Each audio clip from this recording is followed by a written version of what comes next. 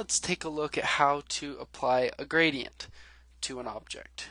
Now, if you're not familiar with what a gradient is, that's taking one color or two or three, depending on how many you want, and blending that color into another. Let's figure out how to do that. This is very easily done.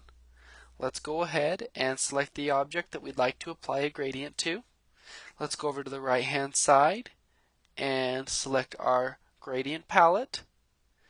And if you do not see all the options available to you, remember in the upper right hand corner, if you click on that drop down option, there is, if yours shows up like this, if you click on this in the upper right hand corner and hit show options, you can see all the options. Now if you ever run into this problem later on where you don't see the options that you're looking for, every palette has something like that where you can hide or show extra or additional options.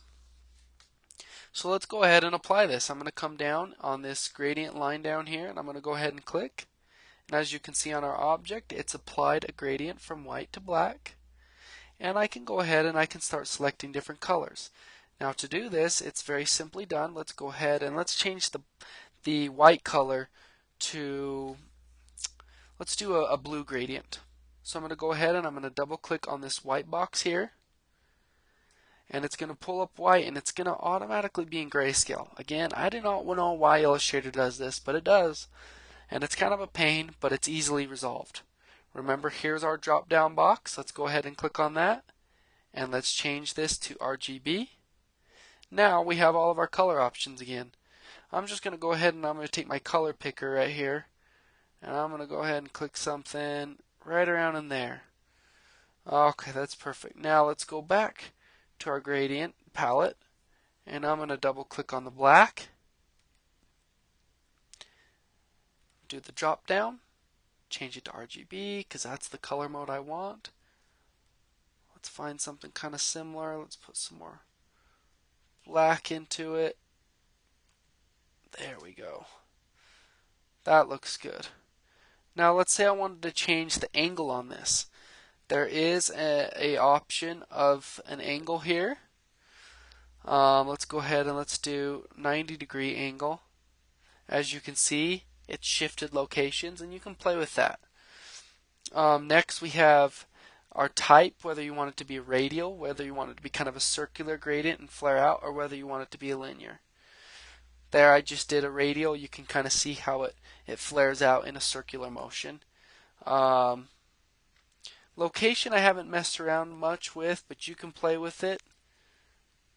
As you can see with the radial, how it changes things to go tighter and smaller depending on what you're looking for.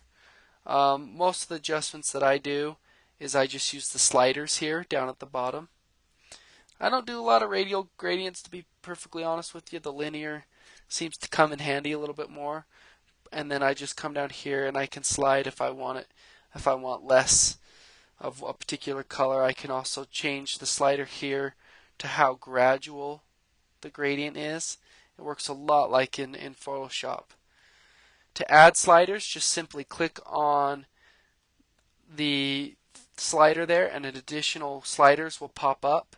And to get rid of them, simply click and drag them off the screen. That way you can add and remove sliders. So if you wanted to do a multicolor gradient, you could do that.